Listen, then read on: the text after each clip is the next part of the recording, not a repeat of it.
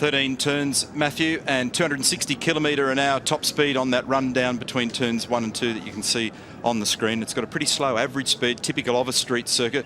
Two very distinct halves on this racetrack because up towards the western end of it, up towards turns 2 and 3, lots of street action. Down at the eastern end, it's more of a permanent course. Here's the way in which the 28 cars are going to line up. And this is going to be a real fascinating race. Especially on that start grid there, on the front row of the grid rather. Lowndes versus Winterbottom. Mark Winterbottom still trying to break through for his first race win of the season. David Reynolds, position number 3, row number 2 alongside Garth Tander. Will Davison on the podium yesterday. Jason Bright, already 2 wins in 2011.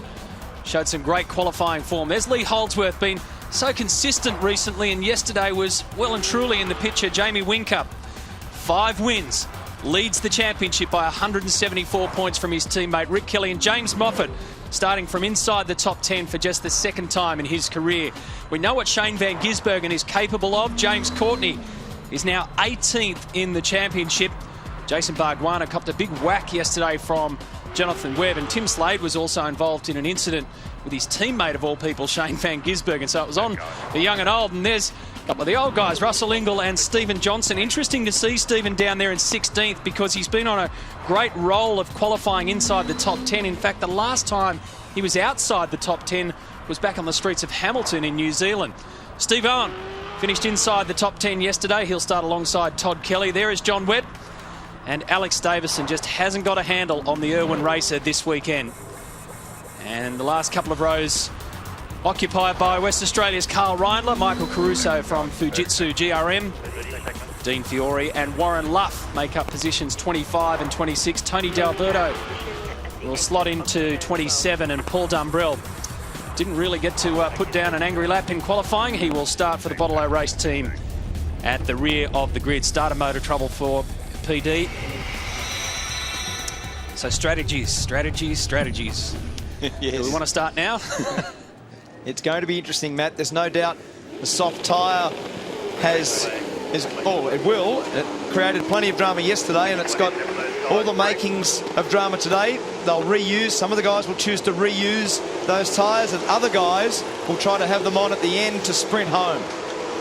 Well, I've got to say, guys, this is the hardest one you've had me do yet. We've been doing our heads and trying to work this out. But if you're at home, try and get this, because it will make the race much more interesting. First of all, it's race 15 of 28 in the championship. 72 laps here. That's 200 kilometres. 75-litre tanks in the cars, and they're using 2.5 litres a lap. So that gives them a fuel range of somewhere between 28 and 30 laps. Call it 29. Critical lap number, lap 40, so that's the earliest you can fill up and make it home. So here's our race, here's our fuel tank, here's our distance, 72 laps. If you start on soft tyres, I reckon it's going to look something like this. You'll fill your tank up, you'll run through, you really need to try and get 18 odd laps out of that set that you used yesterday. They might do it, you'll come in, 12 seconds of fuel, which nicely ties with a tyre change.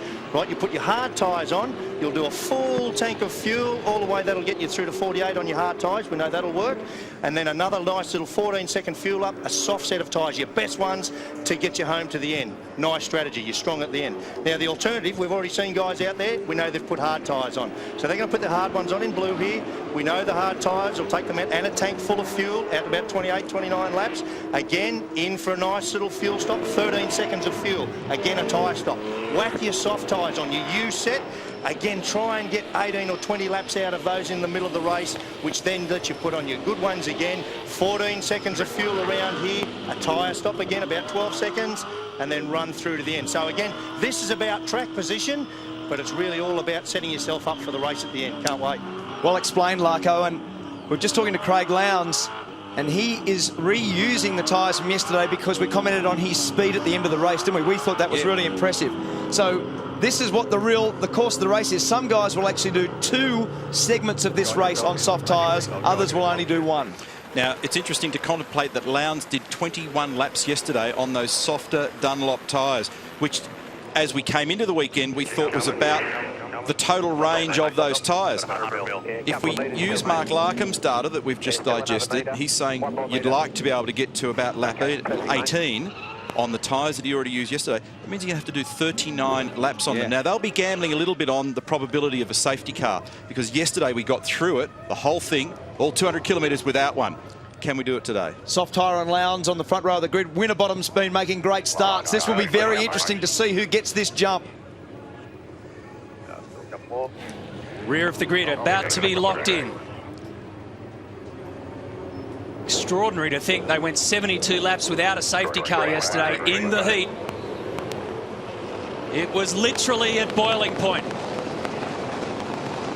Craig Lowndes has come dressed for a battle this weekend. And he starts from pole position. It's a good equal start.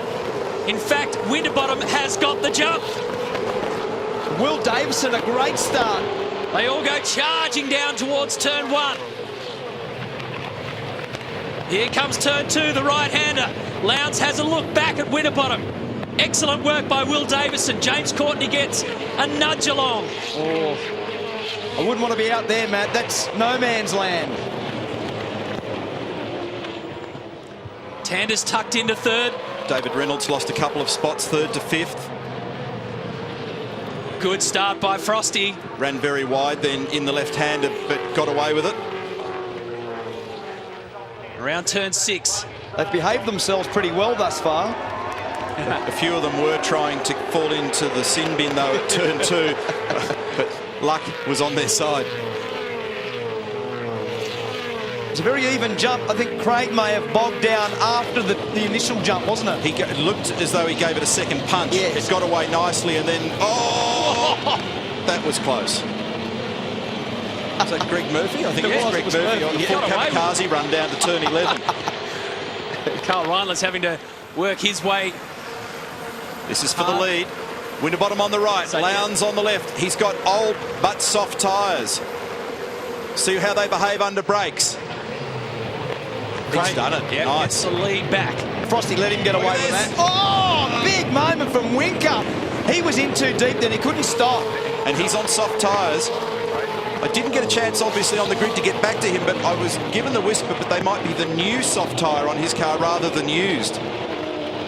But hopefully he didn't put a mark on them, and he got away with it, but only because everybody opened the steering and was kind. Well, cool head by Will Davison.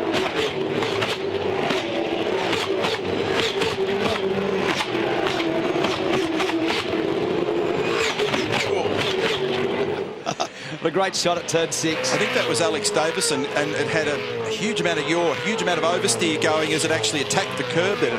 Frightening. So Jamie was a bit cheeky when he did that. Jonathan Webb.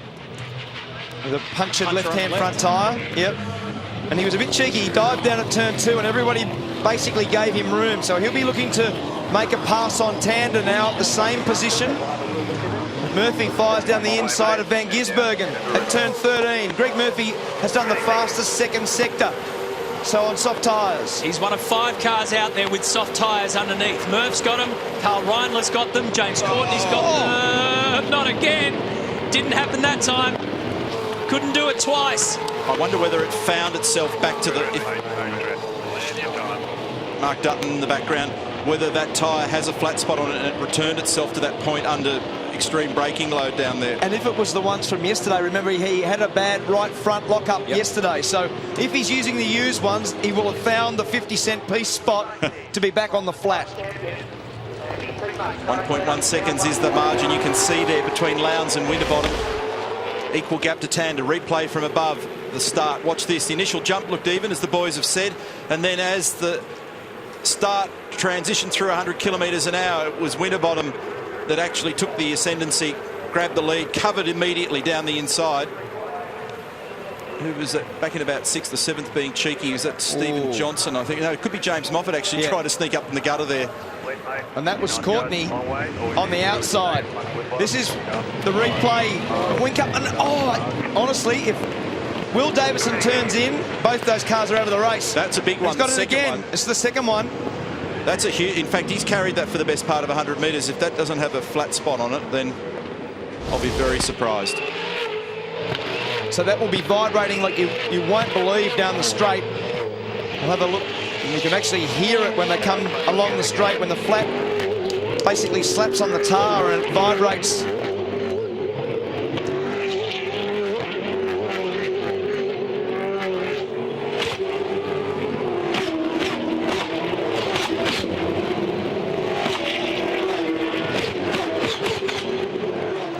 when we had the replay of the start, Garth Tander was a little bit cheeky with Dave Reynolds, because as soon as he jumped, he moved it straight across and played dodgem cars with him to move him to the inside fence. He got boxed in. He did, and Dave actually was quite mature. He came out of the throttle. Oh, and a rotation for Steve Owen. That's turn 8. So he's obviously a little upset about that circumstance. Sorry, folks. As Steve presses on. And that's a difficult little spot, because you've got to brake across turn 7 and then get the car turned, change the direction for turn 8. So there's been some contact there. Speaking of contact, guys, Jono Webb in the mother entry is out of the race. Heap of metal filings came out when they pulled that wheel off, but it looks like a bent rear sway bar linkage of all things, so in the garage. All right, Cam McConville in pit lane this weekend with Mark Larkham. So Lowndes' lead is 2 seconds flat over Mark Winterbottom. So the job for Lowndes in this part of the race on soft tyres. Let's check out what happened here. It was Reindler on Steve Owen. And Carl's on soft tyres. So the reason that Reindler is trying to be racy down the inside there is he's got a soft tyre on the car from the start. And he caught too much of the curb on the left-hand side of turn 7, which actually pushed him wide into Owen. So I think they were actually trying to get in there with a bit of racing room for each other, but the curb upset the car and bounced it into Steve Owen. So James Courtney is heading this pack ahead of David Reynolds, Jason Bright and Lee Holdsworth. James is in 6th position. He started on 12th. And remember, he's got a softer set of tyres as well. Now, I just heard Jeremy Moore tell Craig Lowndes that we're take it easy, stay in rhythm. We are looking for a maximum of 15 on these tyres. So he's into lap 6, going okay so far with a 2.5 second margin. So that's given us a clue as to how far they want to range those tyres. Lowndes leads the way as this strategy game starts from the first moment of this race. We'll take a break from Townsville.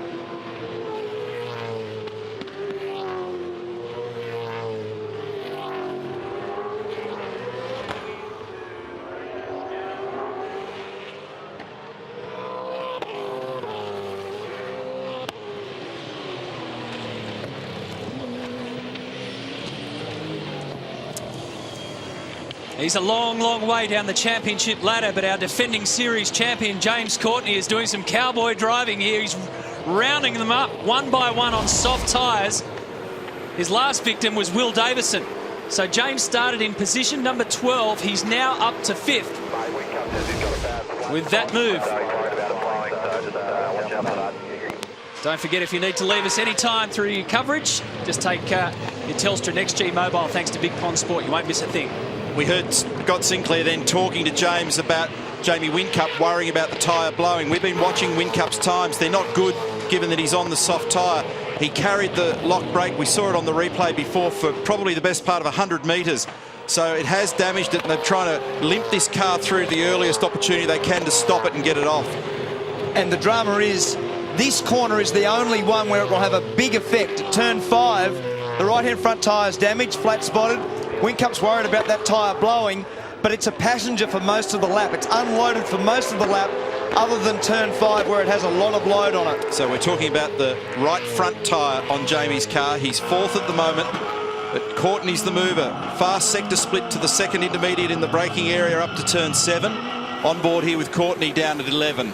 And Neil, I thought it was a nice little hint that Jeremy Moore, Craig Lowndes' engineer, gave us there before about looking to do 15 laps. So that tells us a lot about the second or third phase of the race, because I can look in his garage here and see Whincup's got a set of hard tyres ready to go.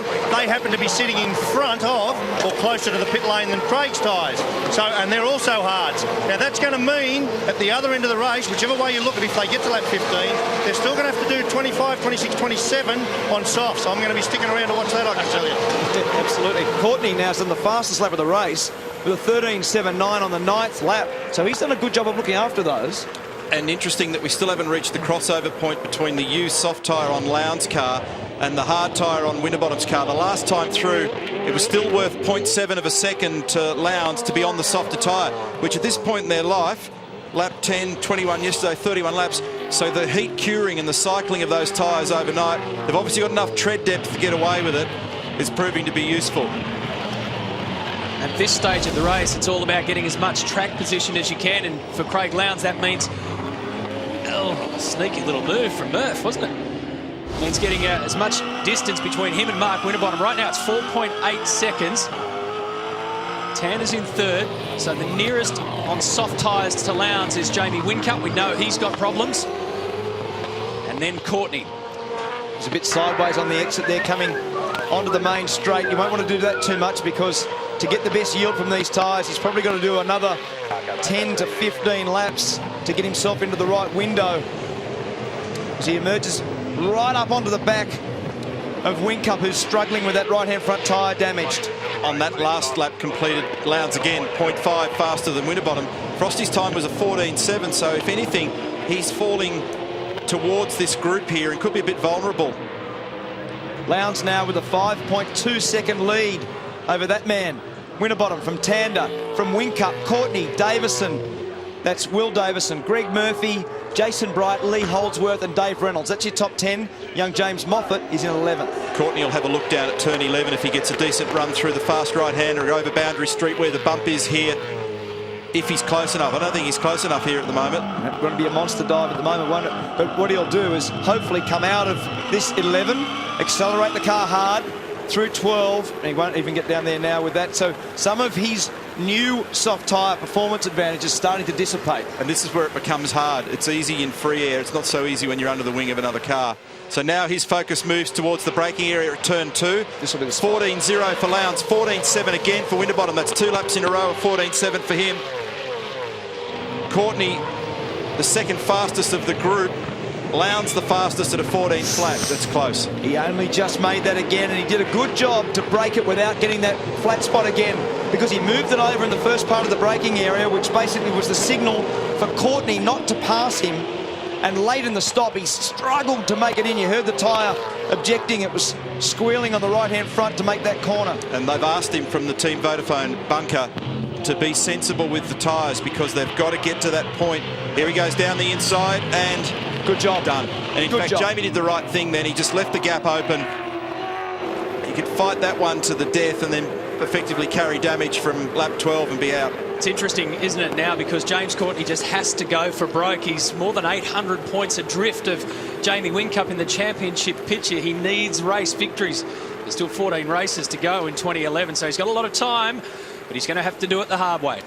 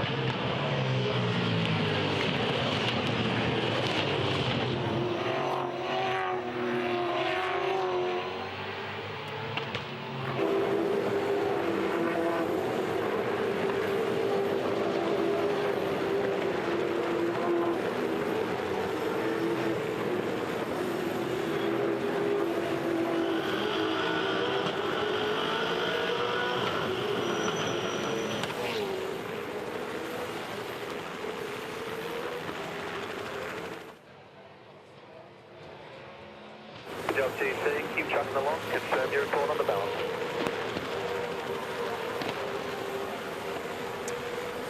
Under beautiful skies here in Townsville, we're about to hit the first critical mark of this race for those with soft tyres, who started on soft tyres, including our race leader, Craig Lowndes, who's 7.7 seconds clear of this pack, headed by Mark Winterbottom, then James Courtney.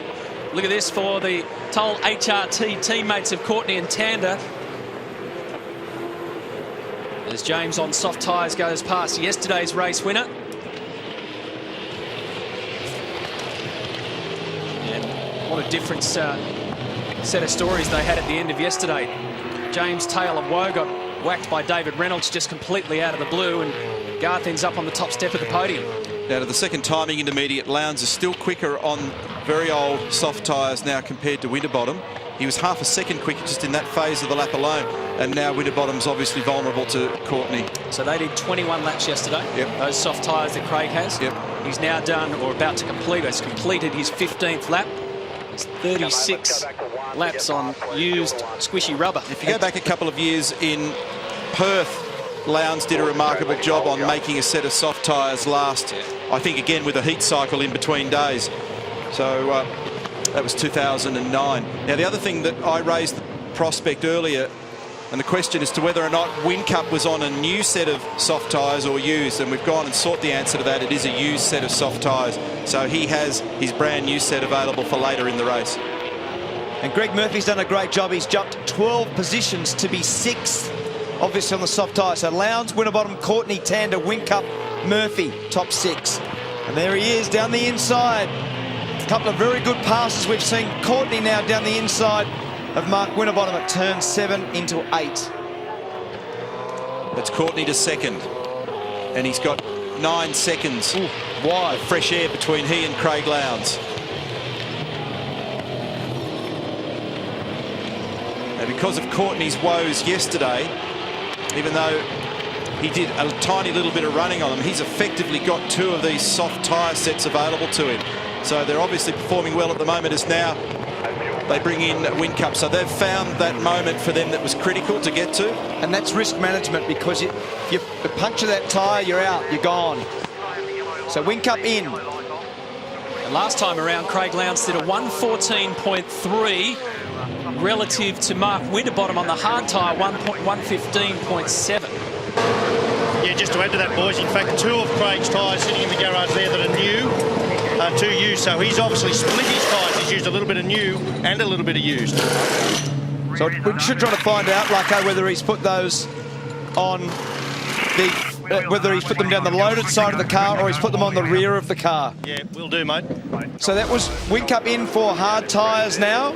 So he'll be saving his new set of softs for the end as we pick up on the replay from our Supergen chopper of James Courtney. And we get another angle now of James Courtney down the inside of Winterbottom at turn 7. So Courtney's done a very good job, but even on those new soft tyres, or only had 3 laps on them from yesterday, these soft tyres are 18 laps younger than Craig Lowndes, and Lowndes is faster than anybody. 14.35 Lowndes on that lap, Courtney 14.67. So Craig is doing an exceptional job on tyres that have done now a lot of work. Well, even better than that, Scafey. Yeah, what Jerry Moore just did tell me, they've actually put the new ones on the front axle, right? So the used are on the rear. Now that gives them now the option to use those again, because as you know, they probably won't get murdered on the front of the car, and they've got a set of green softs there. So it's going to be interesting to see what plays out here. Love it. So what he's done is he's put the harder tyres, the tyres that have had a heat soak, a cycling, on the rear of the car, because the left-hand rear is the one that gets hurt so much on this style of circuit. And then he will be able to do the same thing again in the next segment of the race, or the last segment of the race, when he'll get the best yield from them. So very impressive performance so far. So mixing the batches, that's another interesting play that we didn't raise as a possibility. So I told you at the start down on the grid when I said that, I saw the boys down there got an ice cream headache trying to work my way through the paddock to understand what they were all doing, because every track you walked into, there was strategy number 426 being played out. And normally, what do you have? You know, plan A, B, and C. I had the whole alphabet down there. Hey, Neil, I was going to do all of that on the whiteboard. Seriously, mate, it did my head in. This is hard work. But it's really interesting now, because Craig can look at this a couple of ways. The race has settled down now, and if you said, hey, not much of a risk of safety car, he can actually whack the softs on, go again, and he gets that much track position, gets that far ahead, that even when he puts his hard tyres on at the end of the race, they won't catch him. The big risk is, and I had a chat to their engineers before the race, if they get a safety car in this next phase and he puts his softs on, he's lost all his advantage. That's exactly right, Larko. But, hey, only 2 strategies would be hard enough for you to handle, wouldn't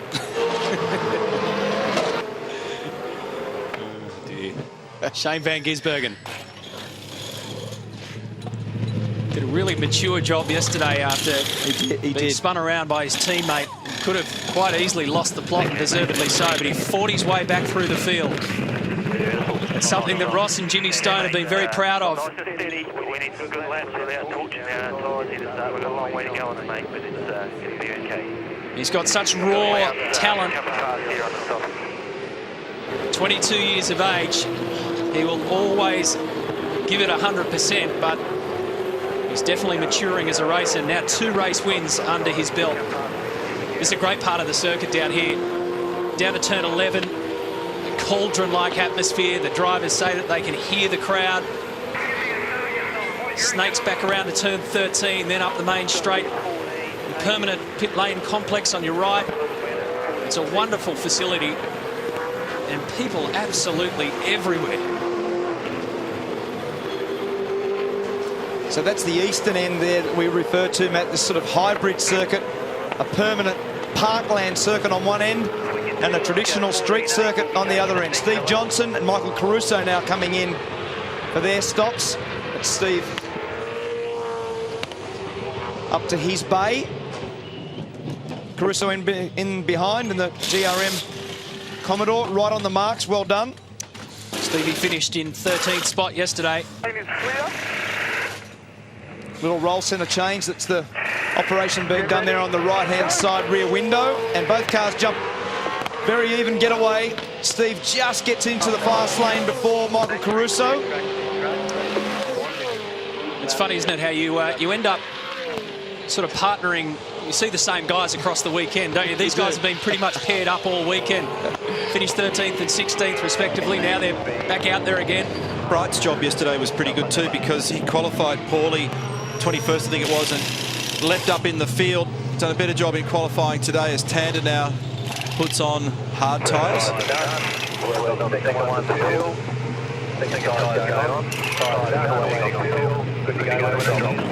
So much more a standard strategy for them if you consider where this full load of fuel takes them. That's right. 29, 30 odd laps up the road from here. It's a nice stop then, there was no fuss. Which will leave them just a little over 20 laps at the end on soft tyres. So look for Tanda to be a force on the new soft tyre in the final phase of the race. This is yesterday's winner. Hey, Roland Dane, the Vodafone principal, just told me they are going to leave Craig on. Well, they're going to put him on hards next time he's in. They're going to stick to their plan. Now, that's interesting. He's looking very good, Neil, here, isn't he? Because we've now got to 21. They were talking about 15. They've got to 21, and he's still motoring around out there. Now, we know tanker fuel, remember, around 29, 30 laps, so they put hard tyres on. They're going to get him into a window at the back of the race where he'll only have to do now, 22 laps or less on a soft tyre. Excellent. And that's what we're just talking about with Tanda then, Larko. So now this is Mark Winterbottom in from 3rd position. But even the lap time, 14.38 for Lowndes versus a 14.95 for Courtney. It's an 11.9 second lead. And they would probably be surprised with how long Lowndes kept those competitive numbers rolling, or they might have been selling a puppy on the radio in terms of sending a bait out to everybody on when they were going to come in. I wouldn't do that sort of stuff. Well, Neil, let's be frank, I think we're all surprised about how long these used tyres are going. This is Reynolds, qualified 3rd. Winterbottom comes out the fast lane. We'll see where that puts him relative. There you go. There's Whincup. There's Tanda. So he'll be close to Tanda based on very similar strategies and track position prior to the stop. In fact, Garth Tanda's probably made some ground in that exchange. And then this is Lowndes now. So the leader of the race in pit lane.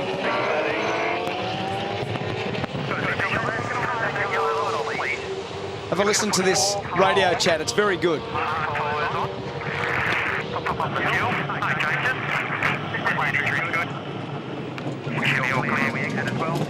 How do you reckon those used soft tyres are looking after 21 laps? Well, looking at the lap times, Matt, I'm really surprised. He has done a really good job. And as Neil said, sometimes he gets a great run out of the tyre durability. Sometimes, for whatever reason, he does a really good job of keeping them alive. Nice stop there. Watch for traffic. It's going to come out right near GP. So Greg Murphy is now leader of the race. He started on soft tyres as well, so you'd expect him and Carl Reindler to be coming in very soon. There goes Courtney. Courtney obviously now on the same strategy as Lowndes. So there's Whincup, there's Tanda, there's Courtney. So he's lost some track position. He was in front of Tanda and Mark Winterbottom before the pit stops. So either that wasn't quite as good a stop. We'll get to the bottom of this for you in terms of how much fuel he took on and what that strategy change is, because he has lost track position as a consequence. So effectively, that's the first segment of this race to go. Race done. 72-lap race. They're now entering phase 2.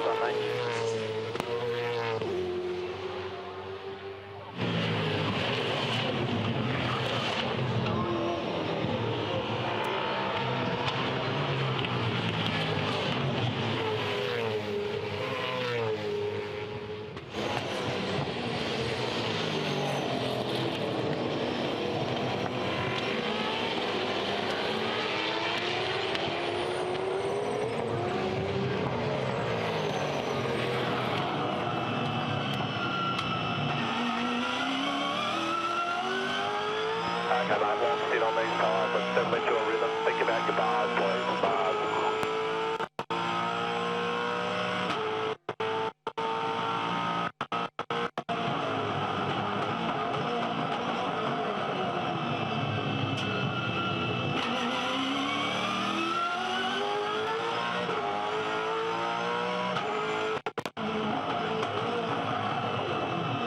to map 3 for me, please. Just stay focused. You've got a long way to go. Just keep driving the car properly.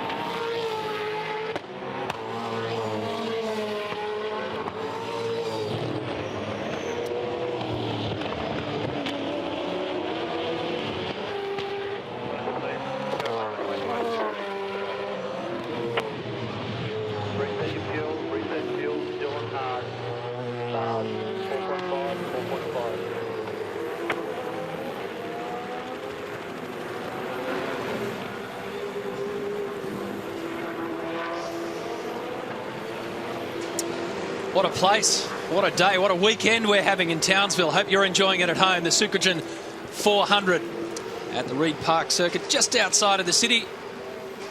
And it's been like this since we turned up. Crystal clear skies, great racing, big crowds. Jason Bargwanna is leading this race. He's yet to pit. The effective race leader is Craig Lowndes. So we're on lap 26 on the Sunday here, 72 yesterday. If I had said to you coming here that we would complete almost 100 laps without a safety car, you'd say that rocks in there. No, would have slapped you around a little bit. A little bit more. Oh, really? Now, interesting that Bargwanna, the leader, hasn't stopped yet. And he's going to run all the way to the bottom of this fuel load. He started on the hard tyre. Now, he's one of the handful of drivers in this field, there are 5 of them, who've got very good condition dual sets of soft tyres. So when he does come in, you're going to see him run out on a set of softs, followed by a set of softs. So keep that in the back of your mind. 7.9 second lead over Paul Dumbrell at the moment. But he leads the race, and he's going to go into a good position in terms of his rubber for the next 2 sequences. Yeah, so what you're saying is look out for Bargwanna. This is a strong performance. Strong performance, and he's about to buy, and here he is, he's about to buy himself some more performance in the form of soft Dunlop tyres, ×2. Do you notice how I have to review stuff for you at the end? Like that? Put a full stop on it for me. We're going to stay on board here. We're with James Moffat, the Jim Beam Racing Ford Falcon. He qualified very well. He's position 21 at the moment.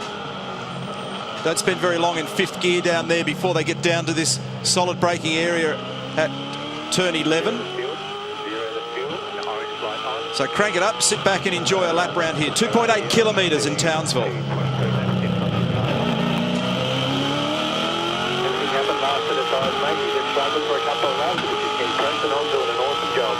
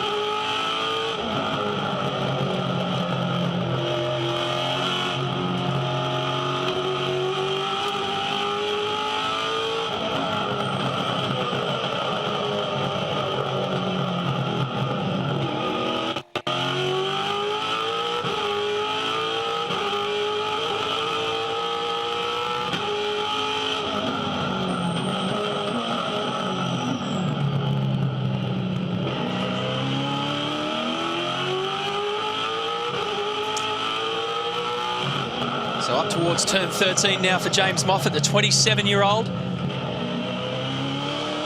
Great ride, isn't it? Now, we were talking about Jason Bargwanna coming in and putting a soft set of tyres on. He'll have 2 cracks at soft tyres, so expect him to start mowing through the field. He had roughly an 8-second lead at the head when he went into pit lane. After completion of their duties in pit lane, he rejoined in 21st position. So with a set of softs on, you'll start to see him slowly but surely rise to the top. And Brad will be disappointed because he makes a career out of having, out of the 2 garages, whichever one's at the front, he's got that shirt on. He's got the BOC one on at the moment. Well, he's right at the moment. You're in for an orange one. No, he's right at the moment because Jason Bright is further up. He's in 8th spot, so don't worry, he'll change it pretty quickly. We love him like a brother, but he's an easy target. So Craig Lowndes now leads this race. Russell Ingall's the only one yet to go into pit lane. Jamie Whincup will be effective 2nd position, even though he's showing up 3rd because Ingall's still out there. And about to come in, Russell Ingall in the super cheap car. And that was Fabian Coulthard down the inside of Todd Kelly. Tim Slade now right onto the back of Kelly. Guys, I just want to show you why Craig Lowndes was able to do 22 laps or so on that soft used tyre. Here's actually his left rear tyre. You can see there, left rear on the tyre, car number 888. White writing on the Dunlop means it's a soft tyre on our control wheel. Now, when you come around here, if you're an engineer looking at the tyres from a team, look at that beautiful even wear, but that nice sort of sheen to it. There's no galling up of the rubber. There's no build-up of rubber. And in here, I don't know if you can see these tiny little wear marks, nice even wear. And so they don't actually wear out. There's still a mil or 2 left on them from 5 or 6 mil of depth. But to me, that says that the car is set up very, very nicely, and he's driven it very well. Yeah, that's exactly right, Larko. We've said so many times throughout the telecast so far that Lowndes, on certain days, and the way they've engineered the car obviously plays a big part in this, in terms of how he gets or extracts the best from the tyre over a longer period of time. And I'm really interested in the way that they rolled the tyres out, because they put brand new soft tyres on the front of it. They split their bet here, and they put young, as Tim Slade goes down the inside of Fabian Coulthard, young, the lazy tyres from yesterday in terms of the softs on the rear. And as you said earlier, they'll probably roll that out again later in the race. It's an interesting way to play it. They've had a heat cycle. It's cured the rears a bit. They won't have been too knocked around because they'd have been from the lazy side of the car yesterday. So they've effectively had a 200k holiday. Nice place to do it here in the sunshine. Craig Lowndes is our race leader with a 4-second margin from Jamie Whincup.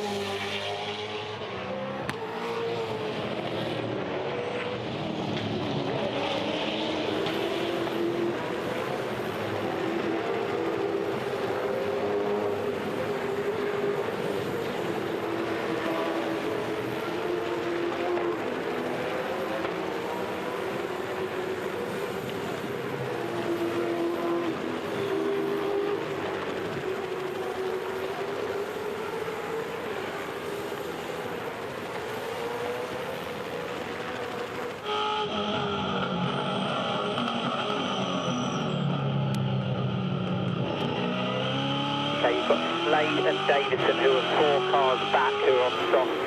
They're coming on fairly strong, but they're 6 seconds behind you.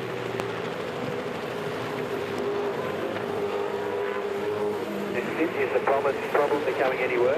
It's too much, mate. Settle back on board. Well, there's all sorts of plots and subplots and storylines and strategies being played out.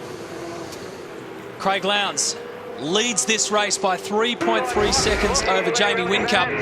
Earlier we were riding with James Moffat, who's going to get stuck in the middle here, and Todd Kelly lets him know down at turn 13. Doesn't stop here, exactly, because we get to turn 2 and James makes a little mistake, runs wide. Todd gives him a little fix, fires him sideways, and gets down the inside now for turn 3. And that's he had to get over the curb. He gave as much room as he possibly could, and then he gave James a fair hit on the way out of there. And is now, as a consequence of all that, talking about some steering issues, got steering rack problems with the number 7 Jack Daniels car. So we'll have to monitor that and see whether or not he can get through from here. Down the order at the moment in 20th, Todd Kelly. 3.4 seconds Lowndes to Whincup. They're trading equal fastest times in the sector splits at the moment. Van Gisbergen here is 11th. Todd Kelly's brother Rick is in behind in 12th. The reason, sorry Neil, the reason that Whincup has jumped up closer to Lowndes, because remember Lowndes had an 11-second lead when he came in to James Courtney. James Courtney's back in 5th. So James Courtney's effectively used those soft tyres to fix his qualifying. He had a bad qualifying, so he's got into the top 5. He's got more soft tyres to come. Whincup put less fuel in, the same as Tander did yesterday. So in terms of strategy, he will have to have a longer stop at the end, and he is only now 3.5 seconds behind Craig Lowndes. So he's made a big jump in terms of that strategy. It worked for Tander yesterday. Worked very well for them yesterday, and so they short-filled Whincup by nearly 4 seconds, which equates to about 16 litres at a flow rate of about 4 litres a second. Here's Slade, done, down the inside at 11. So you basically play with the requirement of when and how you do your fuel. So Mark's point there is that when he comes in next time, it forces him then to have to be stationary to pull on more fuel to get to the end.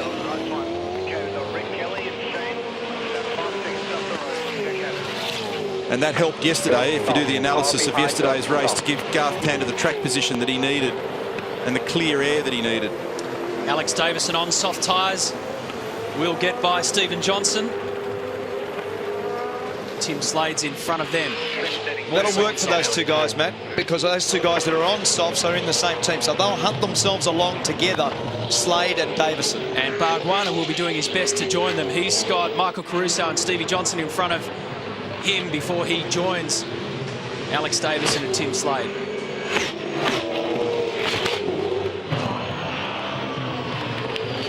There he is, Bargwanna down the inside. And ugly, ooh. He's do the crisscross back the inside now at turn 10. And whew, that looked like it could have been, had Carl Reindler and Steve Owen written all over it, didn't it?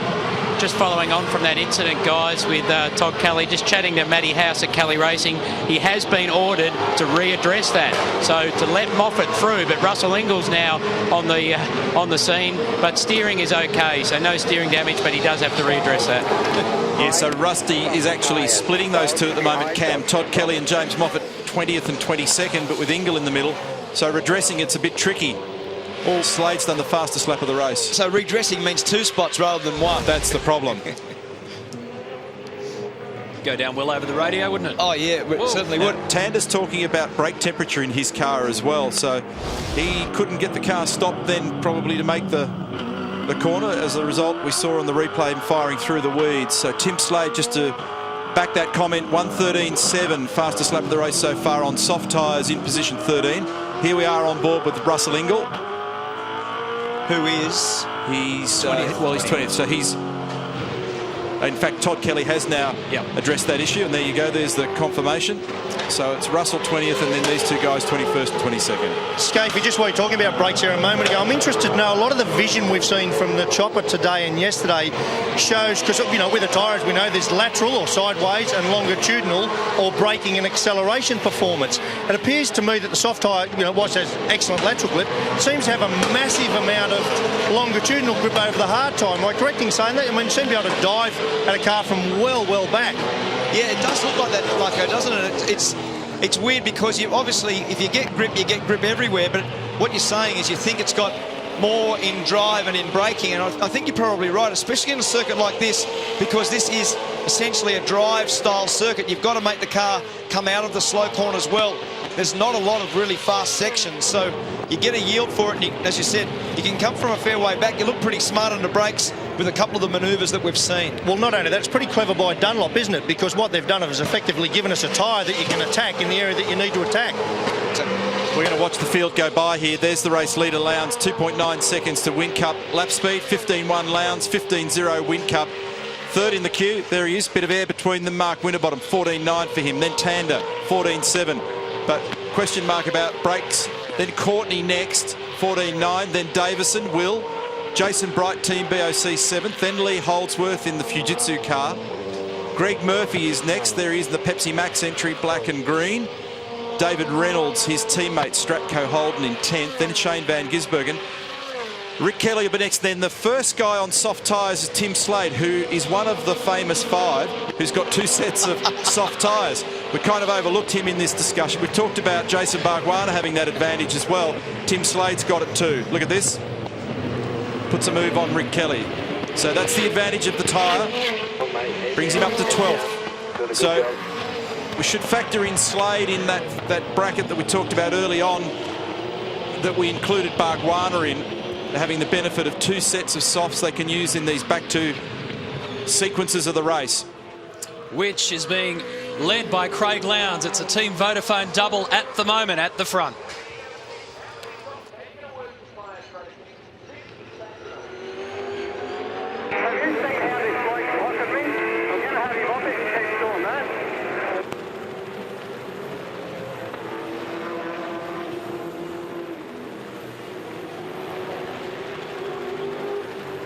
Mate.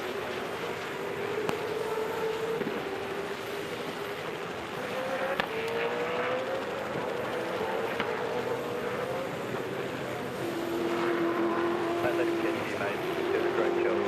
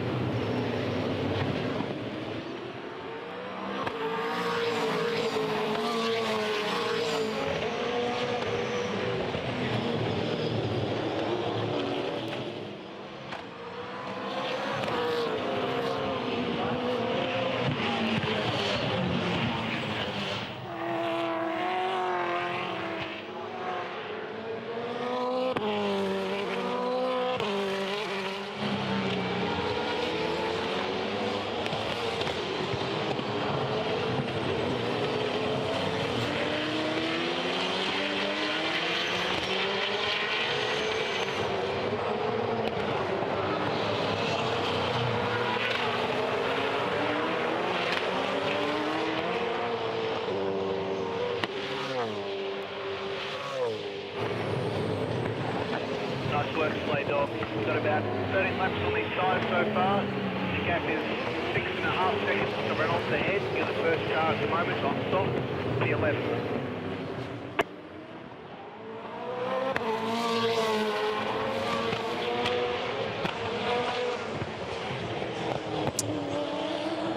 Past the halfway mark here. Supercar Sunday on 7. Hope you're enjoying it. The Sucrogen Townsville 400. And this man, Greg Murphy, may have had a lean run over the last few years, but he's right in the mix for the Pepsi Max crew. He started 18th. Murphy's now up to 9th. So he made the most out of those soft tyres from the start. And he'll certainly be a factor at the back end of this race. In fact, you could say that for a whole group of guys. Craig Lowndes leads the race by 3.1 seconds from Jamie Whincup. Mark Winterbottom is third. Garth Tander's fourth. James Courtney started on soft tyres, worked his way through the field from 12th up to 5th. And then it's Will Davison, Jason Bright, Lee Holdsworth, and then back to Murph. So he's leading the leading Kelly car out there. Behind him is David Reynolds.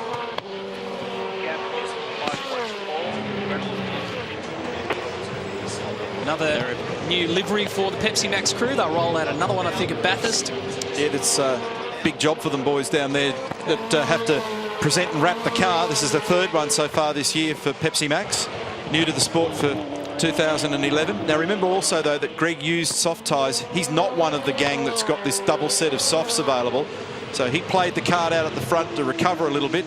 Look at those stats, amazing. Yesterday he achieved 400 V8 supercar race starts. That's a fantastic innings with an outstanding haul along the way. 4 Bathurst victories, a couple of Sandown 500s, and 28 wins for 12 pole positions. It's been 6 years since he's added to that race win collection. The last win coming on the streets of the Gold Coast in 2005. It would be a great day if Murph could get to the top step of the podium here. Now, we've been keeping an eye on this man, Jana Living Racing of Jason Bargwanna, with good reason. He's on soft tyres, and there's another position gain. So Bargs moves up to 14th now. And the next one in his gun sights will be Van Gisbergen. And then he joins on, and there they are. There's Shane at the apex of 13. The next one in the queue is, in fact, Alex Davis and Tim Slade. And they're the other couple of guys around him that have got the soft tyre. There were 5 of them going into the race. Slade's just done the fastest lap of the race so far, a 1:13.5. It's not quite a lap record, which was achieved yesterday.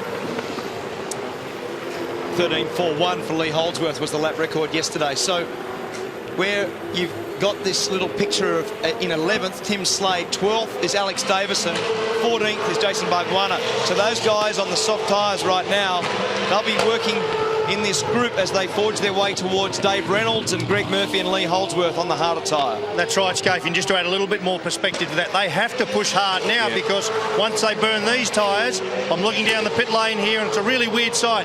There are just soft tyre after soft tyre after soft tyre stacked up, ready to go for the last stint, which will be a cracker. So what they don't make now, they won't get later. That's right. So that just underlining that point, they've got to get further towards the top of the field in this stint. Otherwise, they start to play with everybody around them who has the same advantage. Right. So with 30-odd laps to go, let's take you right back to the start and run you through the other highlights. Craig Lowndes started on pole position, had to have 2 cracks at it though from the start, and Mark Winterbottom wasted no time in going down and claiming the top spot, but it didn't last for long. Remember that Lowndes was on soft tyres, Winterbottom was not. There were 5 cars that started this race on soft tyres, so Lowndes got the position back in a hurry.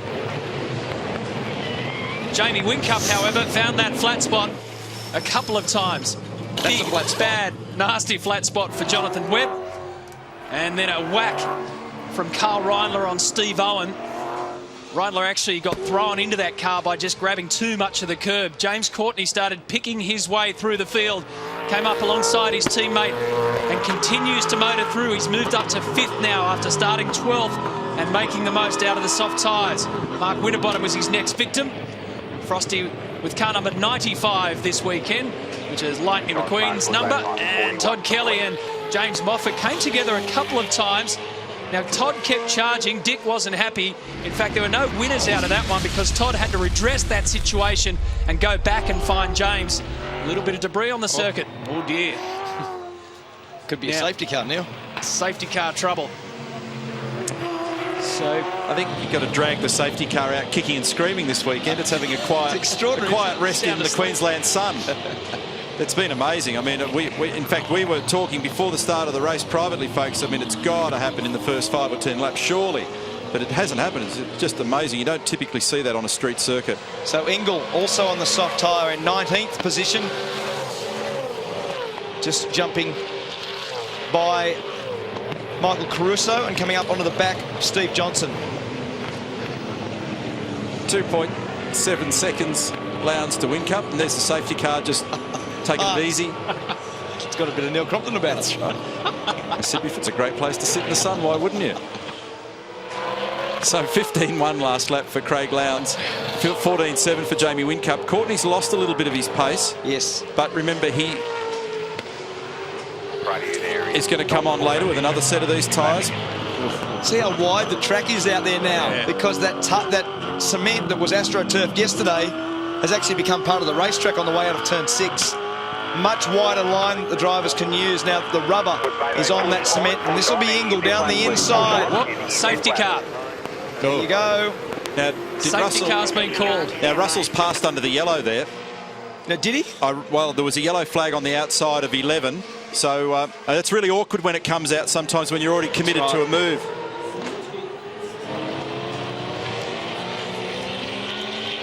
Exactly. So, I mean, Rusty was committed. I'd be curious to know. I mean, hopefully, you know, he gets away with that, because I think it was already a move that he planned just as it triggered. So this will be interesting from a strategy standpoint. Check out Caruso right up as close as you're going to get. Looks as though he's just pushing Stevie Johnson along pit lane. That's 40k and 40.5k. Yeah. And a draft. And what's going to happen is 2-car teams will have to queue cars here. So if you don't come and do this and make this last stop, but it also means that it's a very lengthy last run, because you've got to do almost 30 laps on a soft tyre. 43 laps now, 72 laps this race. So one of these two Vodafone cars is going to pay a price here. And there's everyone complaining on the radio, why are they holding me up, why are they holding me up? Because they're holding them up on the track rather than holding them up in queuing in the pit lane. Which often becomes a real brawl afterwards. And to state the obvious, if you're wondering at home why you don't stay out there behind the safety car and come in, is once you've done that, you are absolutely over and out. But how well has this played out, folks? You know, 20, what have we got, 20-something laps to do on a soft tyre? Right to the end. So Lowndes was the real winner in that. Whincup will have been hurt by that. Winterbottom going past Whincup. And one of the Toll HRT cars as well. That's probably Tander. That was Tander for sure. Here we go. Here's the queuing. That's poor Dave Reynolds has really been hurt in this too. He was going well. So there'll be tales of woe in the teams, and that's Dumbrell parked up. So it's pretty congested. Oh, they're going to hit. There's contact. So that was James Courtney and Will Davison. And it's the stewards who've got the call now on what they deem. It's not an automatic sin bin if you touch in pit lane. They look at them and adjudicate based on each individual case.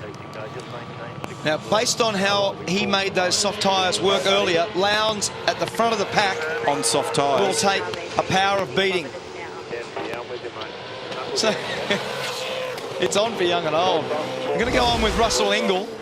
So and there's Rusty down the inside. Look on the outside and you'll see. Yeah, right at the start of that vision, there's the yellow flag. Did it only just come out then, or was it out? Yeah, that's hard to tell, isn't it? Anyway, I mean, I hope he gets away with it. Not away with it in the sense he's doing anything wrong, but sometimes when it gets called and when you're already committed to a move, it's very difficult to manage. And you can't see because you're blocked by the car on the outside. 100%. So, very interesting this one, Matty. So after waiting more than 100 laps this weekend to fire into action, the Petters safety car has really mixed this game up. Orange light on, lethal. Orange light on. And safety car just maintain 60. Maintain 60. Safety car maintain 60 kilometers an hour. Safety car lifting at speed, mate.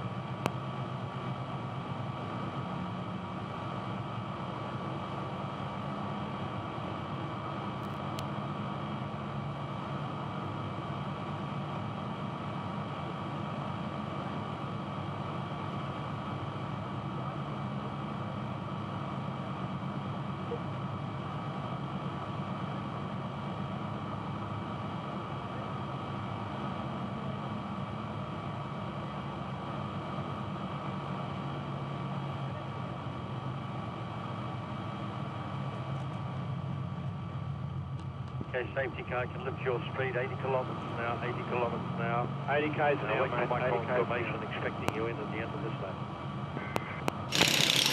Safety car increasing speed to 80 kilometers an hour.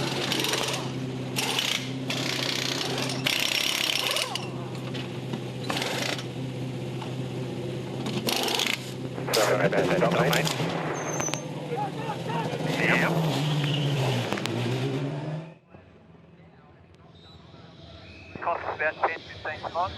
Okay, safety car lights out, accelerator. Triple eight, maintain speed. Just do your best to from now, okay? There's 27 laps to go, so it's a very long stint on these tyres. So just enjoy them. 27 laps to go on these tyres.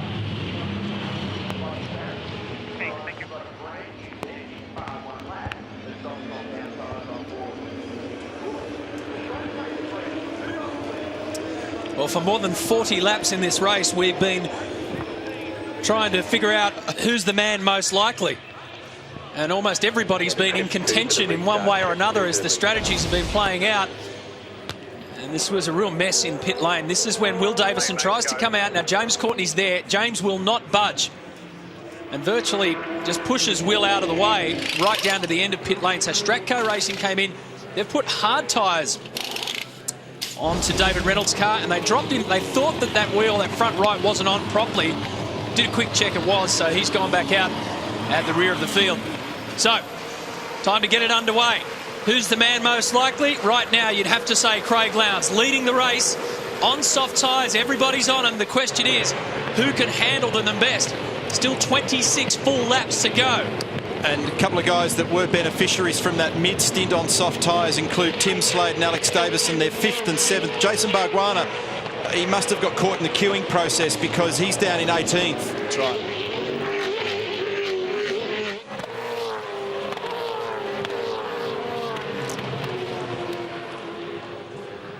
So Lowndes pressing on hard on this opening lap of the restart. He'll want to get a little gap, and he'll then want to look after the tyre. So it's about getting a flow and making sure that you don't use too much of the soft tyre in the early laps. And from this moment in time, he's got to achieve 25 laps duration out of this tyre set. And we assume that they've configured them the same way that they did in the opening phase of the race, where they got 22 laps out of those tyres, mixing a combination of used and new Dunlop soft tyres. Yeah, what's going to be interesting though, Neil, I think you said it yesterday, Scafie, the fact that he was on used rears there, they sort of, we've talked about it, for bake a little bit like a cake, they harden up. So that doesn't necessarily, oh, there you are. Yeah, Will Davison's in the thick of it. He's been in the thick of it in pit lane. Now at turn 13, Larko has been spun around. It's not done with yet. Russell Ingall is all over the back of Rick Kelly. Just look about 3 or 4 cars back here, 2 abreast. You'll see the super cheap car. There it is, car 39, and Rick gets a little push along. Makings of disaster here on the inside. Paul Dumbrell. Will Davison's under investigation for that replay that we showed earlier as well, where he and James Courtney made contact. Oh, and there's some drama with the right-hand rear and off the road. That's got damage. Something's failed. He's out. Is that the whole rear end floating, or is it just a... It's a right-hand rear. The rear diff housing or shock absorber mounting is broken off the right rear. You can see the angle of the car. And that's what happened to Michael Caruso. Similar thing on Friday in practice. Back of the car just collapsed. I reckon it'll be the same sort of thing. It'll have torn the mounting off the diff housing, broken a shock absorber, something of that nature. When the and now Tim Slade, who made great progress, was 4th in the group. He's rotated or been pushed at turn 13 as well. Down he plummets to somewhere just around about 20th position. So from 4th to 20th.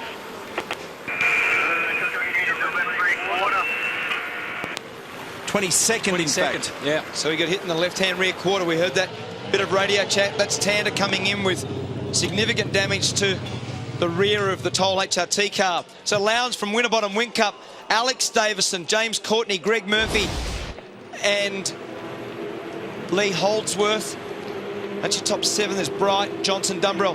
Couldn't see who got in there. I think it was Jason Bright that got Will Davison. Yep. So, and that's a bit messy because Jason Bright was sort of caught because Holdsworth was down the inside of him, so he had to be reasonably deep. And this now is Tander going off at turn 7 with that right-hand rear damage. So he goes a little excursion through the grass and into the pits. And now, and that's Courtney, who turns. I reckon he'll get a penalty. Slade around. He will get a penalty for that for sure. So it's a very late dive from Courtney to get down the inside of Alex Davison, but he bumps his teammate Tim Slade in the process. You know who's been the biggest winner out of the last that safety car period? Alex Davison. He's up into 5th, assuming that James Courtney will get a penalty. James is in front of him right now, so Alex Davison's knocking on the door of a podium here after starting way down the field in 22nd. Yesterday he had an awful day, qualified 26th, that's where he finished. And they broke an axle. And so now Alex Davison's well and truly in the hunt for a podium. Paul Dumbrell's doing a very fast lap. He's in 9th spot. They're trying to get the right-hand rear wheel off GT's car down here. It looks like the shock mount has broken, not the first time. And as you know, you really give the curbs a pounding, particularly through turn 6. So a lot of damage. They can't even get the rear wheel off at the moment. Yeah, so he's, even if they get it out, it'll just be a little test session, maybe grab a couple of points. So he's right at the back of timing and scoring now. Pretty bitter pill to swallow for the bloke who won the race yesterday. So James Courtney, no doubt, will be getting looked at. It wasn't a very disciplined pass, Propo. I mean, he come from a fair way back, and he, in the end, wasn't just getting one car. He ended up tagging the car that was 2 in front. And that's Ross and Jim Stone looking on. And they've just advised Alex Davison in 5th position, don't get too aggressive with James because we're expecting him to cop a pit lane drive-through penalty. Alex's season started well at Yas Marina over in Abu Dhabi with qualifying 3rd for our first race of the year and finishing 2nd, but since then he's really been chasing his tail, so it'll be a great turnaround if Alex can keep it going here. There it is, that's the shock absorber mount.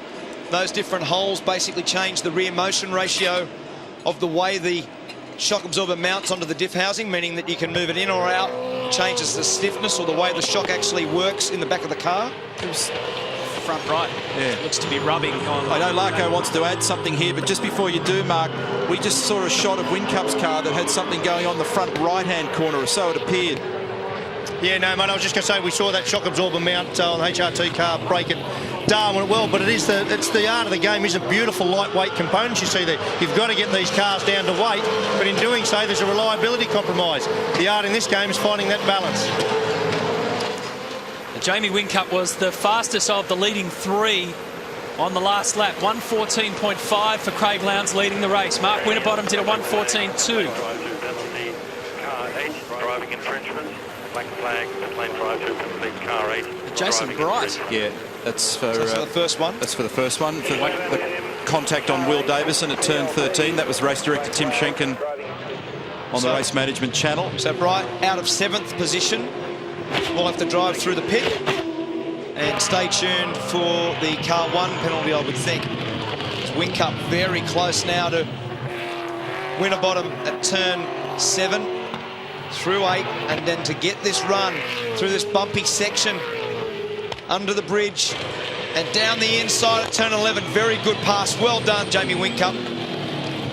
Mark Winterbottom gave him room in the end. He knew he was gone, but it was a good pass. Whatever the smoke signals were that we saw from Jamie Whincup's car must have been no big deal. It may have been just a momentary brake lock, but clearly he's got good pace at the moment, and it's now Team Vodafone 1-2. Ford Performance Racing have certainly smartened up their car a little on the soft tyres, but still perhaps not to their satisfaction. Winterbottom dropping to 3rd, Courtney 4th with a question mark at the moment. And the fastest man out there recovering from the contact at turn 13 is Tim Slade. He's 20th. 20 laps to go.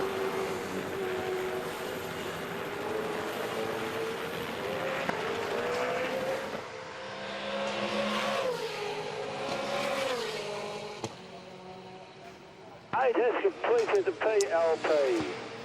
So a top 10 position now becomes a lot of heartache for Jason Bright. He's just served his pit lane penalty and rejoins at the rear of the field. So Craig Lowndes leads the way, but now he's got his teammate Jamie Whincup chasing him. Team Vodafone 1-2. Winterbottom is 3rd. James Courtney is 4th. Still no word on a possible penalty for car number 1. And that's why Jason Bright copped the drive. Contact on Will Davison. And Jason Bright saying over the radio, which is a fair point, that sometimes the guys are given a penalty after the race, which would be, say, 25 points for an infringement like that. But this will effectively be a greater penalty than that because he's been put pretty much to the back of the field to 24th position. So he's gone from 7th to 24th, much more than the 25 points. So Bright's blowing over the radio, as you would expect in the heat of the battle. These are the things that come up, or they're contemplated by the drivers as they get back on with business. This could be ugly. Todd Kelly down the inside of Steve Owen. Turn 2, right in behind Michael Caruso.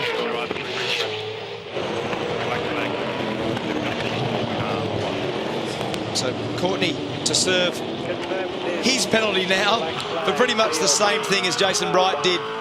So we'll see the Toll HRT car come through pit lane as a consequence of hitting Tim Slade.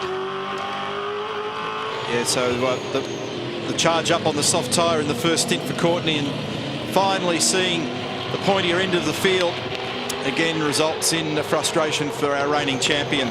So Whincup now is all over the back of Lowndes. It's officially 0.49 last time round. We'll get an update on that when they cross the control line. Actually, Winterbottom's just got a little bit closer, I reckon, as well.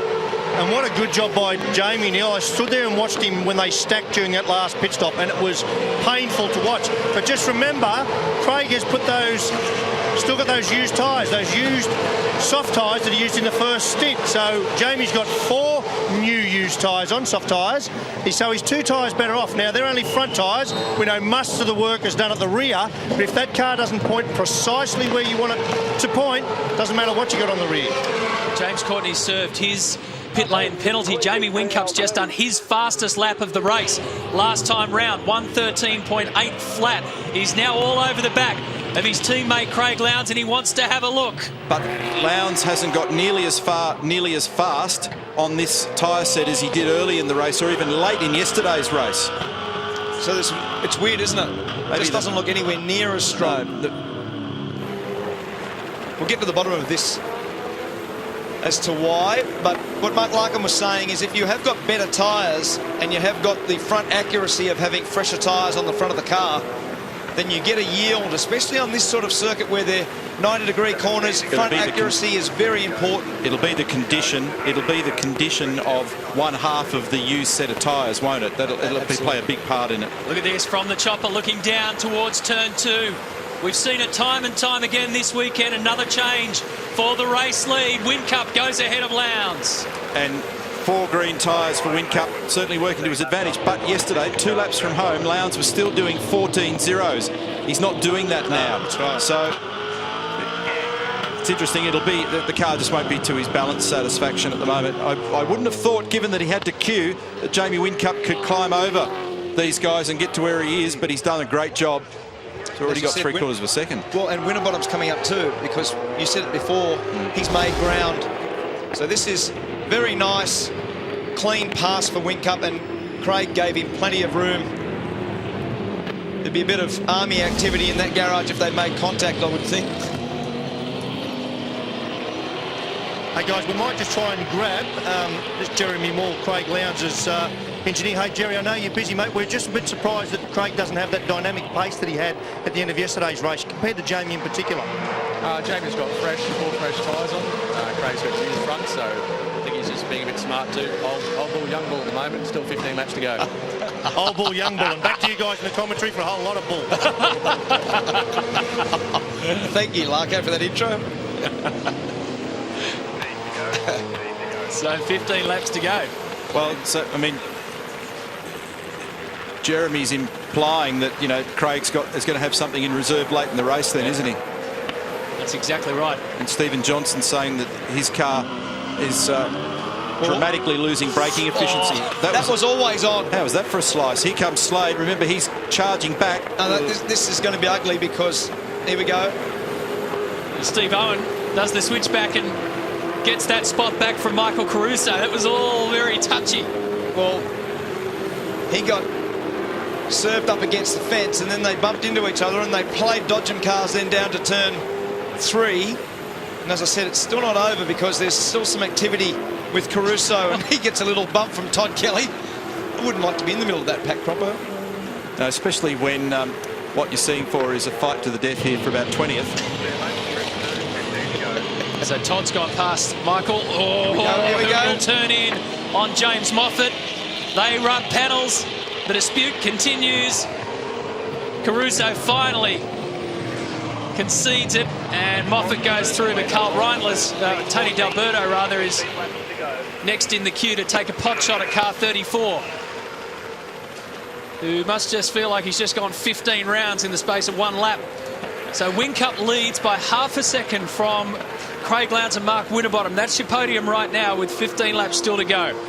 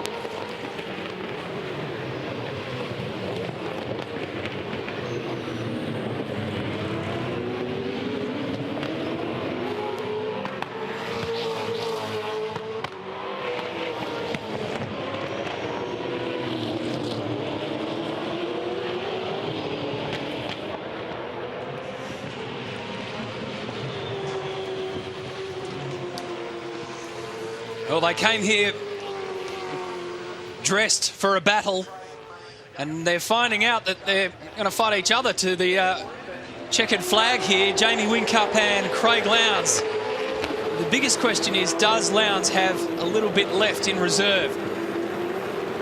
That's what the Team Vodafone bunker is implying. Has he got a bit up his sleeve to have a shot back at his teammate? Now, Whincup's won 5 races this year and leads the championship by 174 points over Lowndes, who's yet to win a race in 2011. That's Garth Tander, who come in for that damage on the rear of the car, is back out on track to get some points and finish this race. Behind for track position is Mark Winterbottom, so he's actually lost some ground versus Lowndes and Whincup. So Whincup, Lowndes, Winterbottom, Alex Davison, Lee Holdsworth, Paul Dumbrell, Fabian Coulthard, Rick Kelly, Shane Van Gisbergen and Russell Ingall are your top 10. Maybe Jeremy Moore was telling us the truth there, because now the speeds come back to Craig Lowndes. They're trading exact times. Whincup has eased off a little bit. He's been in conversation with Mark Dutton about this, and on the straight last time through he just said, what's the plan? And we're just going to hold back a little bit, because the concern is that if you get another safety car, you don't want to be out of rubber for the final fight. Yeah, that's right. So there's a little bit of gamesmanship going on here at the moment, as you'd expect. Special word here for Fabian Coulthard, 7th at the moment in the Bundaberg entry. That's a great job. Fabian yesterday finishing 15th. We were on board a moment ago with Paul Dumbrell. Shane Van Gisbergen, considering that they haven't really had a good car this weekend, again getting a good solid points haul. Big recovery yesterday from being turned around by Tim Slade. He's back in the top 10 now. He's 9th. Russell Ingall's 10th. Greg Murphy's just outside in 11th.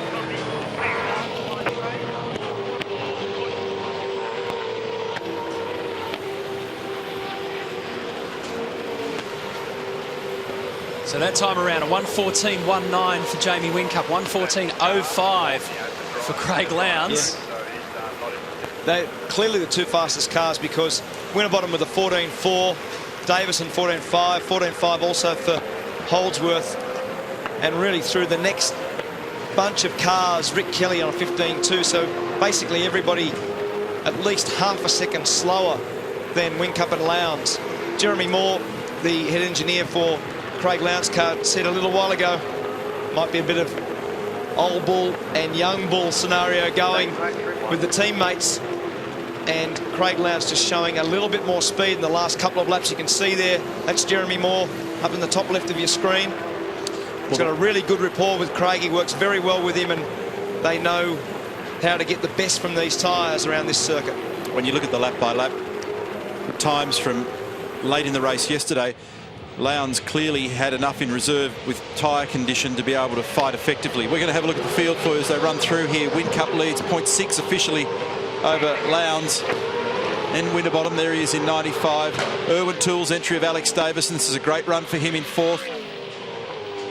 Lee Holdsworth is next, then Paul Dumbrell 6, Coulthard 7, Van Gisbergen 8, then it's Rick Kelly, Jack Daniels Racing, Russell Ingall, Greg Murphy. He's got a bit of work on his hands there with Stevie Johnson, Tim Slade, and Stephen. Will he, won't he, down the inside? And the answer to that is he will. So Stephen Johnson, the Jim Beam car, makes a good pass, gets himself to 11th, and Tim Slade goes with him. It's not a bad fight back from Tim. And you consider that he's climbing back through the field, so just in enabling 2 corners, Greg Murphy loses a couple of spots and is also vulnerable now to Jason Bargwanna. Just Fabian Coulthard, guys, Bundaberg Racing. He actually was the first car in under that safety car, so one of the big reasons for his move up through the field. They were planning to bring him in the lap prior, so they jagged a clear run in and a clear run out, and a very, very good stop too. So P7 and looking strong. Yeah, same scenario too, Cam, for Alex Davison. Here's Jason Bargwanna on Greg Murphy. Geez, you'd know it after this race, wouldn't you? I mean, 72 laps, only one safety car up till now across the entire weekend. 50+ degrees in the cockpit. And guys like these have had to continually work their way through the field, so it's no easy drive. The reason we were having a chuckle in the background then was Greg was giving Jason a hello and welcome. Gave him a little tap on the rear bumper just to keep his heart rate up. Here's Slade on the rear brake down the inside of Stephen Johnson. He managed to wrestle it to a stop, but only just. He now moves to 11th. He's marching back into the top 10 here, Tim Slade. You made the comment before about Alex Davison, what a good job he's done. He's made 22 positions. And Paul Dumbrell started from last after the qualifying woes in the Bottle Falcon, and he is in 6th position, so 28th to 6th. So there's a couple of really good stories amongst those guys. Potentially Alex's best run since race 1, Yas Marina 400 in Abu Dhabi when we started the championship, when he was 2nd. A little bit wide for Whincup. Camouflage car throwing a bit of camouflage around there so that nobody could see anything. And Garth just being a bit cheeky because he doesn't need to be involved in this. That gives him a useful test session to do a bit of referencing on the other car, have a good look. But yeah, you don't want to get too close. Makes it hard for all parties involved. Remember that Tander had to stop because of the breakage in the rear of the car. He's well out of it at the moment. He's 10 laps behind the race leaders. Here's Van Gisbergen. He's 8th at the moment. Started 11th. And finished yesterday in position 11. So, and considering that he was at the back of the field early in the race, that was an important grab of points for him, because he's proven to be a real championship player so far this year on the points tally, with 2 race wins, 1 in Darwin, 1 in New Zealand, which was hugely popular. Fabian Coulthard there pressing on pretty hard to put some pressure on Dumbrell for 6th spot. We just said before about Paul Dumbrell coming from last on the grid, and Fabian Coulthard making ground on Dumbrell. So Holdsworth is the car just in front of this group. You can just see him in the right-hand top of screen, coming around Big Pond corner at turn 12. There's Dumbrell. There's Fabian Coulthard. And there's a bit of chat on the radio from a lot of drivers. Is there going to be a safety car? Because there must be something parked or something on the road around the back. Adrian Burgess there talking to Frank Adamson from V8 Supercars in pit lane. And this is the shot from on board the lead car of Jamie Whincup back to his teammate Craig Lowndes. What's interesting at the moment is that both Whincup and Lowndes are almost in lockstep for pace. You look at their sector splits and you look at their ultimate lap time at the completion of each lap, and there's almost nothing between them. So Lowndes is keeping the pace up and the pressure up here, but he's lost track position to his teammate. If anything, Winterbottom now has just drifted a little. Remember, we were talking up the fact that he was closer. You can see there's a bit of fresh air involved in all that now. So it's 5.3 seconds race leader to Mark Winterbottom. And we're looking there at the eastern end of the racetrack. So it's a 3/4 of a second margin for Jamie Whincup over Craig Lowndes. We're in the final phase of the race now. An interesting battle looming between the teammates.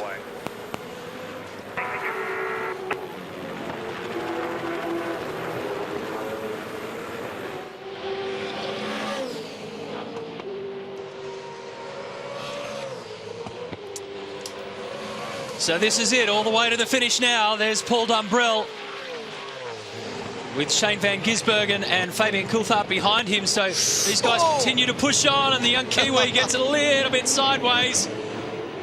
Tries to hold on. And Jamie Whincup leads now by half a second at the front of the field. So 7 laps to go. And this was a good battle with Fabian Coulthard making ground on Paul Dumbrell, but Van Gisbergen has come from behind Fabian, rounded him up, and he is looking quite fast in this closing segment of the race. He's done a good job this year, Croppo. He's been more consistent. He's dragged a result on days where they haven't been fast enough. They've obviously got to fix their qualifying performance, as we see Shane getting into a position at turn 11 to make a nice pass. If he can just get it stopped. Good job. He ran a little bit wide, but down the inside of Paul Dumbrell, and that is for 6th spot. We probably forget on occasion just how young he is, and he's already now accrued quite a bit of V8 supercar experience, and he's now beginning to apply that. Paul Forgy, his engineer, obviously working very closely with him. He worked with Marcus Ambrose successfully for many years, and you know, he's a real factor in the championship at the moment. On the days where he can't win, what he is doing now is getting good points hauls, and that's the significant difference. Previously, it'd be win or bust, and too often he was coming up with bust as an outcome. So it's a smart way to play the championship, and on the days where he can win, he's seizing them, and we've seen it done twice this year. One of the disappointing things, I'm sure he'll agree, is that not very long ago we were talking the stocks up of Greg Murphy in the Pepsi Max car, lurking just outside the top 10. His tyre conditions obviously gone away in the late phase of the race, as Murph is down now in 17th position. Tim Slade, good comeback from the spin at turn 13. He's in 11th position. So Whincup has just got a little gap now, 1.25 seconds to Lowndes. Winterbottom, Alex Davison, Lee Holdsworth, who's done a good job over the weekend, has been very consistent. Both the guys there, Dumbrell and Coulthard, both didn't make turn 11 then. They were both on the verge of going off the road. Well, Dumbrell had to hit the anchors, and Fabian had nowhere to go, but straight into the back of him. You'll see it here. Watch this. Face full of Bundaberg. Well, and Fabian chose, because he gave him the bump, he held back, basically redress it himself. He didn't go on with making the passing manoeuvre, so he knows he's got to make this pass, but he's got to do it cleanly. So that's positions 7 and 8. Behind them is Russell Ingall, who's made a great charge back through the field. He started 15th. He has. It's very, very fast, man. And went all the way back in that safety car period pit stop. And now he's worked his way back up. And Jamie Whincup, if he stays ahead of his teammate, will push a little bit further ahead in the championship. That's how they stand right now, 186-point gap. Shane van Gisbergen's been so consistent in that championship picture. The problem for those guys is that Whincup keeps adding a big bank of points every weekend. If he's not winning, he's making sure that he's putting down some pretty good points. He's on track for his 6th race win of the season. He picked up 9 last year. Missed out on the championship. He desperately wants it back. So it's 1.2 seconds Whincup to Lowndes now, and 7.6 back to Winterbottom. So really now it's just a question of whether or not Lowndes has got anything in reserve, and I don't think he's going to do anything too silly. And you'll kind of get the sense that with the tyres combination that he's got on the car, there's not much he can do anyway. He can do, yeah. And the last time that we checked in, when we heard Jamie Whincup getting a chat by Mark Dutton, I'm pretty sure it was put the hammer down. It was 9 laps to go. So let's start pulling away now. Held it back for a couple of laps. And now the gap's 1.2 seconds. Here's Jason Bargwanna. That's for 12th with Stephen Johnson. And he covers. That was pretty aggressive. Cover to the right for Bargwanna. And we expected him to make more ground in that mid-stint on the soft tyre, Jason Bargwanna. But then the safety car came, and I'm assuming that he had to queue. Yes, he did. Because Bright was 67th at that stage. So he's now trying to hunt down Rick Kelly. He's a little bit further up the road.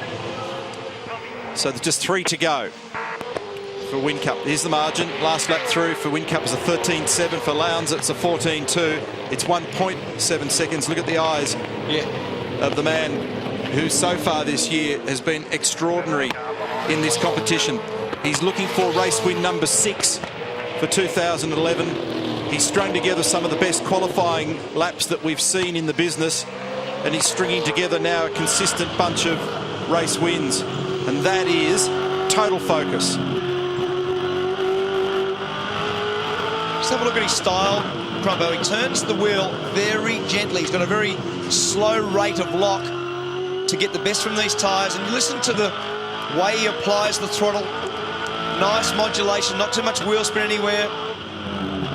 And it's all, when you watch people that are really good at what they do and do this job as well as you can possibly do it, they look slow. It all happens like it's in cruise mode. Look at that for a level, as you said, concentration is just incredibly intense. He has a glimpse off to the right in case there's any vital signalling going on there. Did you see the vibration go through the car when it actually found the rev limiter and on the curb as well? It's quite amazing. And that's Van Gisbergen past Holdsworth for 5th position. So a very good drive again. We've made the comment about Shane improving this season. And again, it's been a very solid race performance for him. That'll be 4th and 5th for Stone Brothers Racing with Alex Davison and Shane Van Gisbergen. Lee's not giving up on this. He's very, very close under brakes at turn 2. This is this western end of the track. This is the street circuit part.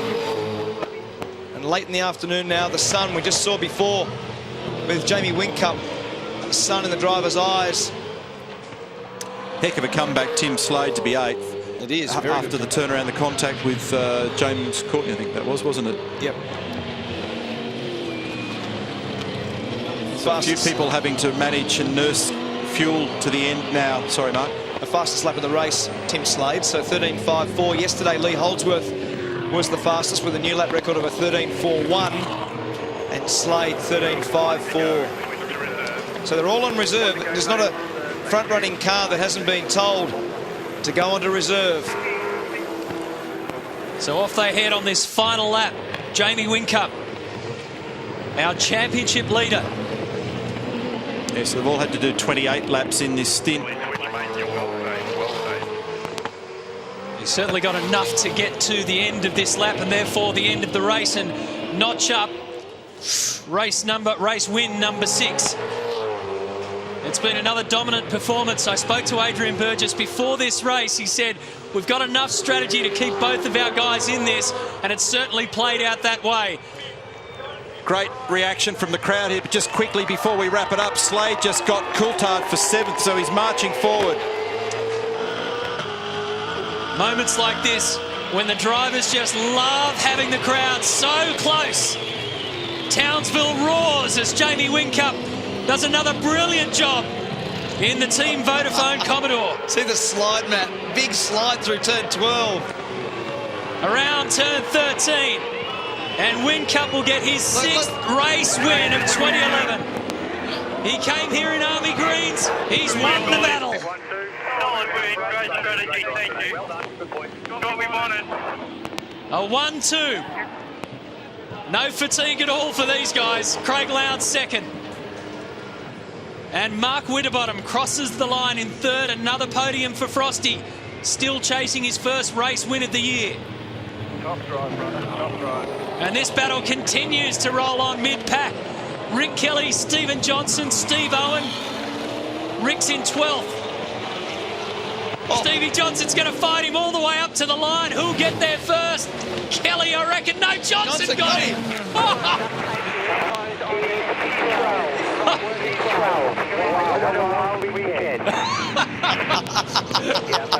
Couldn't get any better than that. What a great summary. We need say no more. That was a wild weekend. Just one safety car in 144 laps of racing, and it's burnout time. Jamie Whincup leaves some donuts behind here in Townsville. 2nd yesterday. 11 times this season in 15 races he's been on the podium. 6 out of 15 races he's been on the top step of the podium. If he's not careful, he might get himself so dizzy down there he'll never find the podium.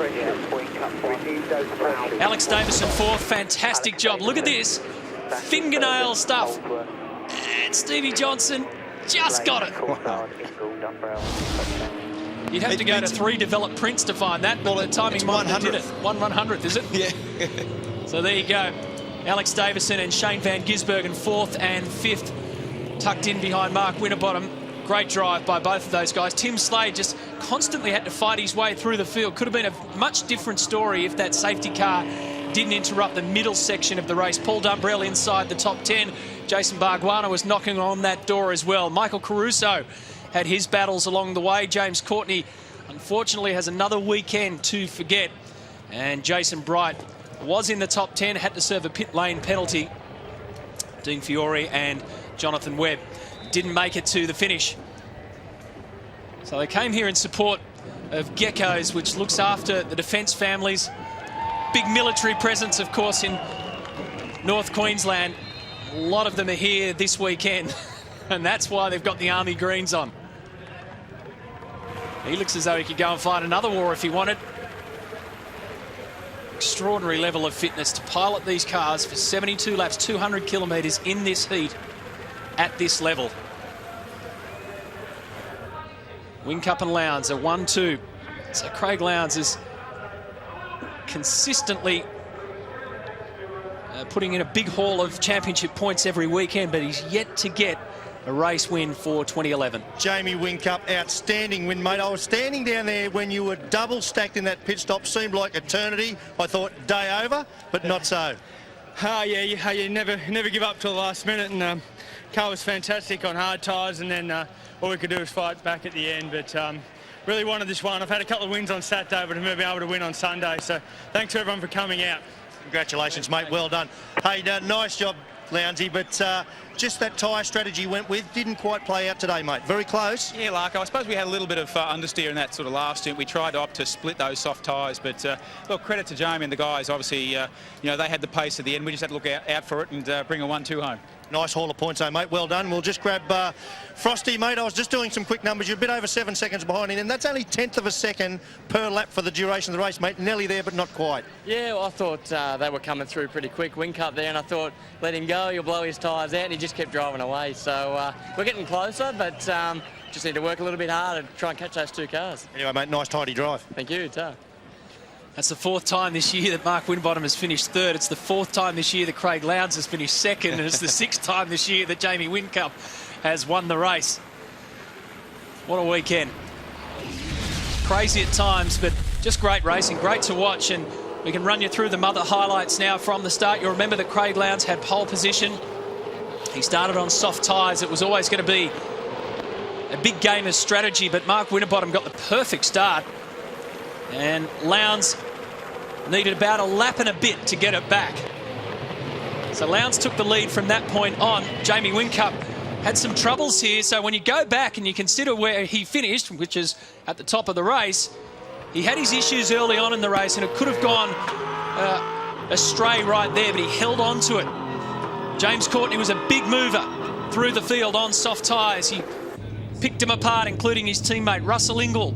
Got the move done on the Jim Beam car as the safety car came out. The yellow flag was there or thereabouts. Now, Will Davison tried to rejoin in this safety car pit lane period, but James Courtney was in the way and he wasn't going to give way. Then Will got a whack from Jason Bright. That would cost Jason Bright a top 10 position because he had to serve a pit lane penalty.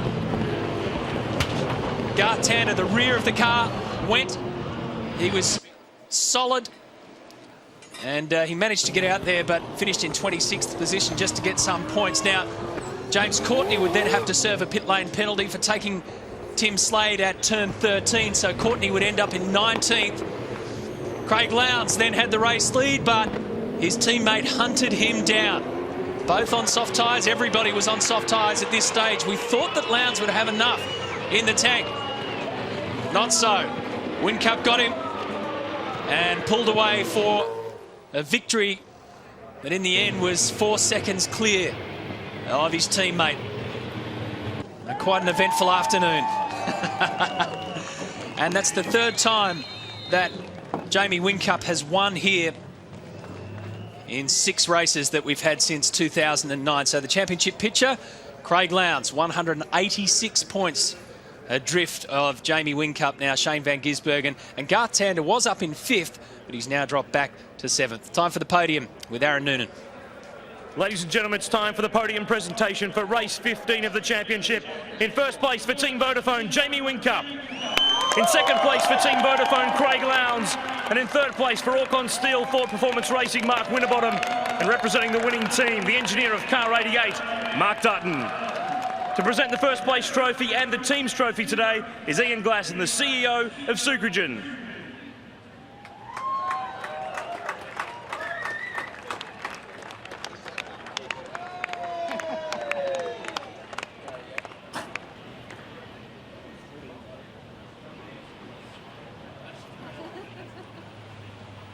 To present the second place trophy, the Honourable Andrew Fraser, Treasurer and Minister for State Development and Trade in Queensland. And to present the third place trophy, Rachel Cliff, Area General Manager for Telstra Countrywide. Ladies and gentlemen, your podium finishes in race 15 at the Sucrogen Townsville 400.